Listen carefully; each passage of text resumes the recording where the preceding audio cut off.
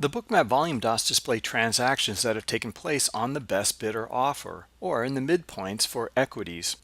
This vertical white line here divides the current market here to the right and the historical market to the left. To the right, we see that this is the current best offer and the best bid, and this number is the last transaction that has taken place.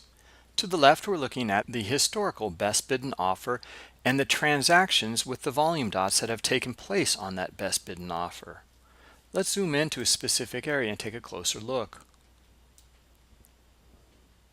In Bookmap, we're displaying the aggressor classification of volume. So a green dot represents a market buy order that has taken liquidity off of the best offer. The individual actor wanted into the market immediately, paid up for it, crossed the spread, and took that liquidity off of the best offer. A red dot is the opposite and is an aggressive market sell order. Let's use the data tip tool to look at some of the specific details. If I hover over the dot, you can see the date, the time, the liquidity here on the ask of 30 at this specific price level, and the volume here is 14.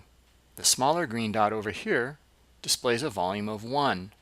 So you can see that the color and the size of the dot gives graphical representation to what type of volume it has traded and how much. Now in some instances you'll note that we display the volume here in this pie display of both buying and selling. For example, this one here, you can see it represents a volume of 26. So many transactions have taken place so quickly there that we're giving you the overall delta of the volume that has taken place.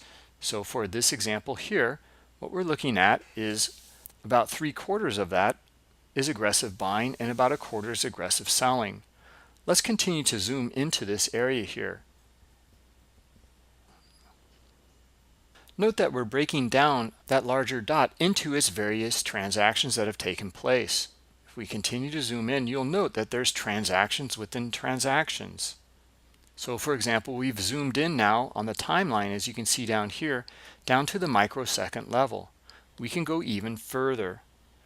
But now we're looking at 3 distinct transactions that have taken place for a volume of 5. I know that because I'm looking at my chart range trades counter here for 3 transactions and my chart range volume profile for a volume of 5. If I hover over each dot, volume of 2, and a volume of 1. So Bookmap is very precisely recording every single market event that has taken place. But we can zoom out and still utilize this information on much higher time frames as we just visually aggregate the volume data into something much more useful. Let's go over some of the settings and configurations. On the toolbar up here, there's a volume dot slider. If we slide it to the right, we can increase the size of the dots or slide it to the left to make them smaller. There's a number of different ways to get to the different studies configurations for the volume.